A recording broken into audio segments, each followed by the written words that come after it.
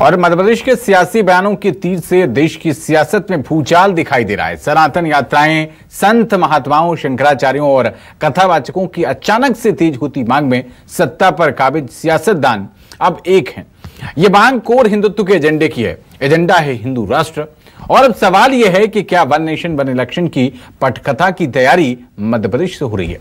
आखिर मध्य प्रदेश से ही देश में मजहबी हवाओं का रुख क्यों तेज दिखाई दे रहा है? देखिए हमारी इस खास रिपोर्ट में।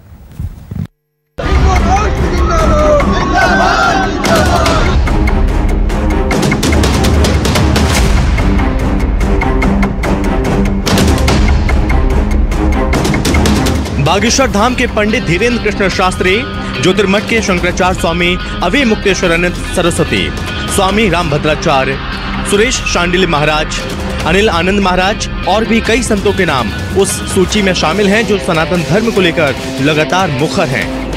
इसके अलावा भगवाए हिंद, गजवाए हिंद, बटेंगे तो कटेंगे, एक रहेंगे, सेफ रहेंगे, वक्फ बोर्ड हटाओ, बांग्लादेश की गलती नहीं होने देंगे जैसे मामलों में मध्य प्रदेश से निकली क्रिया और प्रतिक्रिया ने देश में जमकर हल्ला मचाया हुआ है। हिंदू राष्ट्र की मांग जोरों पर है।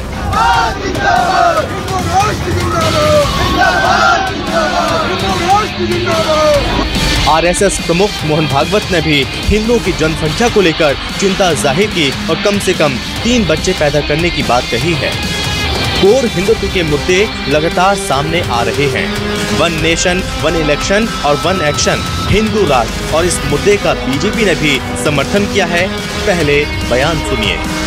देश में चुनाव में सबसे महत्वपूर्ण होती हैं जनभावनाएं, और आज जिस तरह का दौर चल रहा है, कुछ लोग सनातन धर्म पे लगातार हमले कर रहे हैं, सनातन धर्म की भावनाओं को आहत कर रहे हैं। ऐसे में सनातन धर्म के सम्मान के लिए और सनातन धर्मियों पे होने वाले हमलों को रोकने के लिए जो राजनीतिक दल सामने आ रहे हैं वो भी जनता के सामने हैं, और ये निश्चित ही गंभीर विषय है। आगामी चुनावों में सनातन धर्म, हिंदू राष्ट्र, ऐसे विषय जनता के ध्यान में रहेंगे और मतदान पे भी इनका असर निश्चित ही पड़ेगा। हिंदू राष्ट्र के मुद्दे को लेकर ऑल इंडिया उलेमा बोर्ड के अध्यक्ष काजी सैयद अनस अली ने तीखी प्रतिक्रिया दी।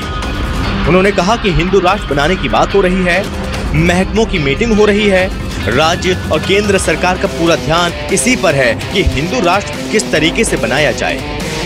लेकिन क्या बात है कि दलितों और आदिवासियों से हो रहे धार्मिक भेदभाव पर हिंदुओं के मसीहा बात करने से कतराते हैं।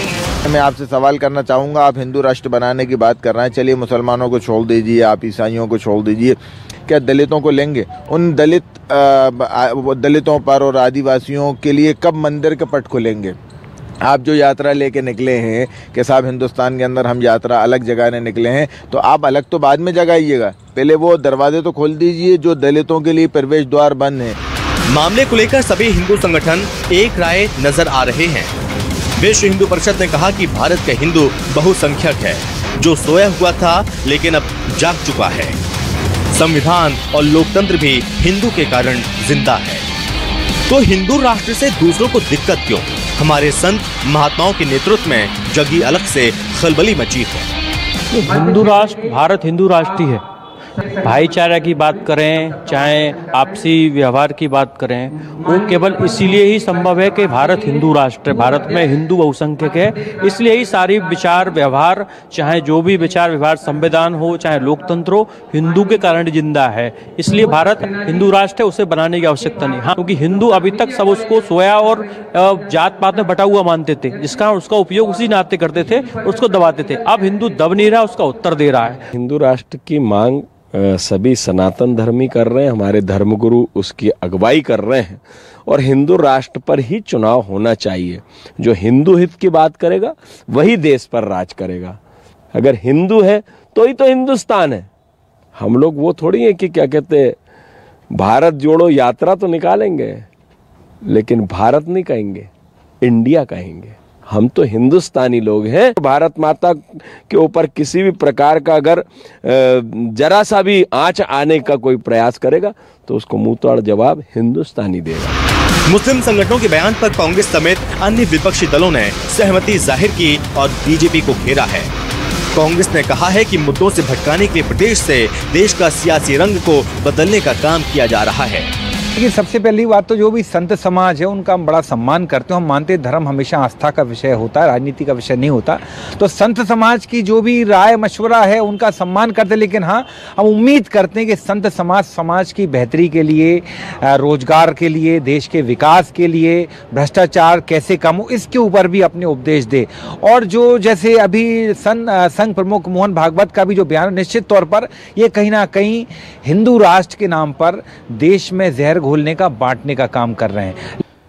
ये भारतीय जनता पार्टी भारतीय झूठ पार्टी, मैं पहले भी बोल चुका हूँ, ये सिर्फ देश की जनता को ठगना चाहती है, गुमराह करना चाहती है। देश समझ चुका है, लोकसभा में भी इन्होंने खूब प्रचारित किया। इसी तरह श्री राम जी के नाम पे, मंदिर के नाम पे जनता को बेवकूफ़ बनाया, क्योंकि लोगों का ध्यान भटकता रहे।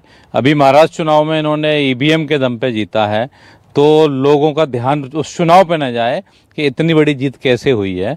उससे हटाने के लिए सिर्फ वन नेशन वन इलेक्शन की बात करते हैं, पार्टियों को तोड़ते क्यों हैं।